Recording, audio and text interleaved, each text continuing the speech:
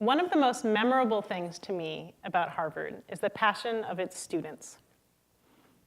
I had friends when I was here who were zealous about everything from African drumming to finding a cure for type 2 diabetes. As you've learned from this conference today, public service also has many forms.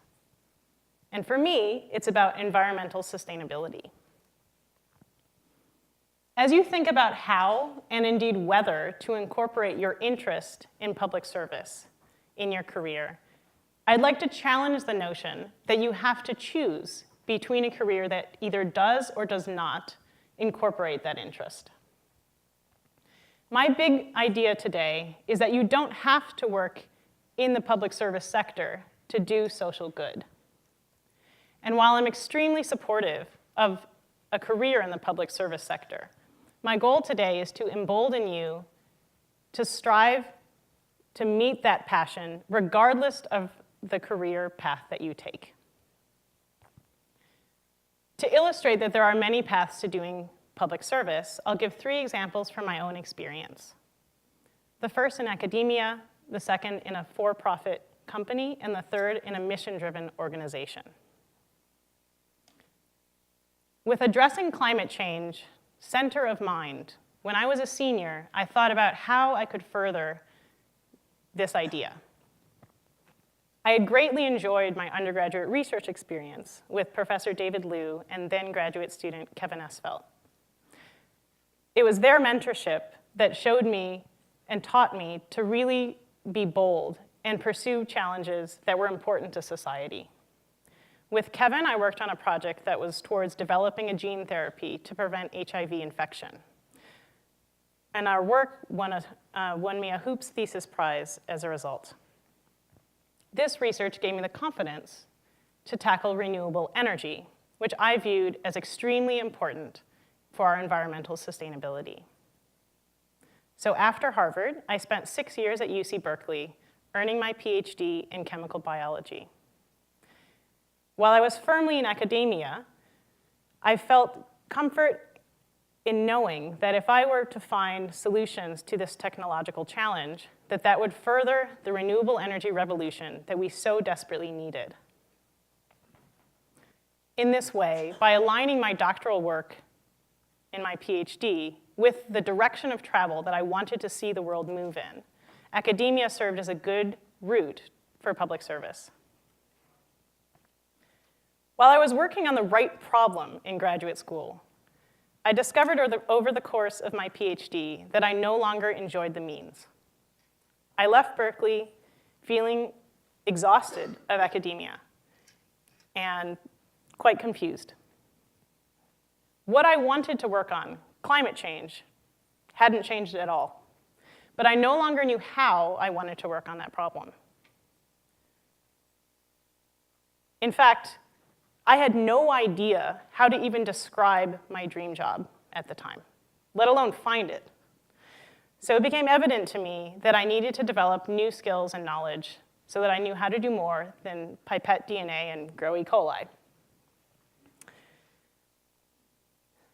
I wanted to do something completely different than academia, so I decided to pursue one of the few high-level jobs that I knew that would both teach me new skills and required relatively little incoming skills other than knowing how to tackle tough problems.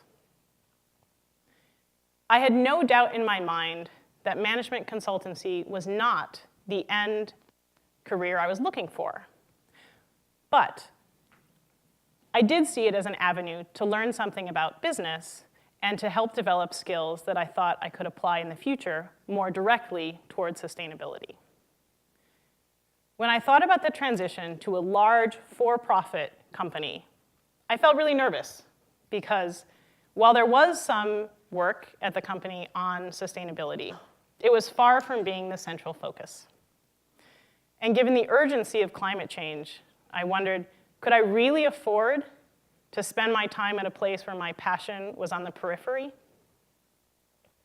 So I was extremely conflicted at this time, but I also had little other ideas for what I wanted to do.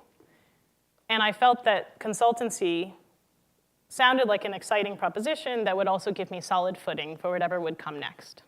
So I went for it. And after my PhD, I spent 10 months traveling as a break, and then I spent 2.5 years as a management consultant at McKinsey & Company in London. From the day I arrived, I was extremely firm with myself and with the staff that sustainability was my central mission. And during the time I was there, I sought every opportunity to work on these topics, even though the majority of projects were in different areas. It wasn't easy, but by the time I left this fall, I had developed a network of friends in the company who shared my interest in sustainability. And because I had actively pursued work in these topics, I was able to find a unique opportunity to serve as a McKinsey Global Social Responsibility Fellow, a role in which I helped create the environmental footprint strategy for the company as a whole. We drove the firm to become completely carbon neutral, offsetting all of their greenhouse gas emissions and purchasing 100% renewable electricity in every single office worldwide. This was a very satisfying legacy for me to leave at the organization, but I hope also illustrates the point that even at a for-profit company with other priorities, if you keep firm a vision for the change you hope to see, it is possible to shift the status quo in the right direction. Through my connections at McKinsey and my candor about my passion for sustainability, many routes led me to where I am now, SYSTEMIQ. Remarkably, SYSTEMIQ is exactly that elusive dream job that I yearned for in the past, yet struggled to even define. It's a mission-driven B corporation, a profit for purpose, that's focused on driving the implementation of the Paris Climate Agreement and the United Nations Sustainable Development Goals. With its strong focus on climate and its relevance to my science and consulting backgrounds, as well as their high ambition to change entire systems to be both more sustainable and more equitable, SYSTEMIQ is a great place for me. My current project is on addressing the ocean plastics crisis.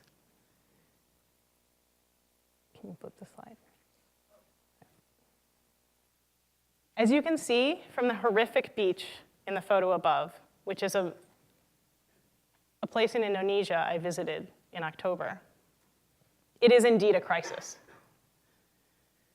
The current project is working to understand and map the flow of plastic waste from generation to collection, sorting, disposal, recycling, and understand this in a variety of geographic archetypes around the world. We're working with the Pew Charitable Trust, a nonprofit, as well as waste management experts around the globe to create evidence-driven analysis of the costs, the trade-offs, and the impacts of potential solutions to help stem the flow of plastic waste into the oceans. Through my own varied career in academia, at a for-profit company, and at a mission-driven organization, I've given examples of just a few of the many routes to doing good things. Fear not. Do not feel constrained that you have to pick a career either in the public service sector or not. Nor does it matter that much if you can't clearly define right now exactly the role that you're looking for. If you have something that you're passionate about and a vision for how you want the world to be, and you keep that as your central guiding principle, then you can find a way to work towards social good, no matter what career path you take. Thank you.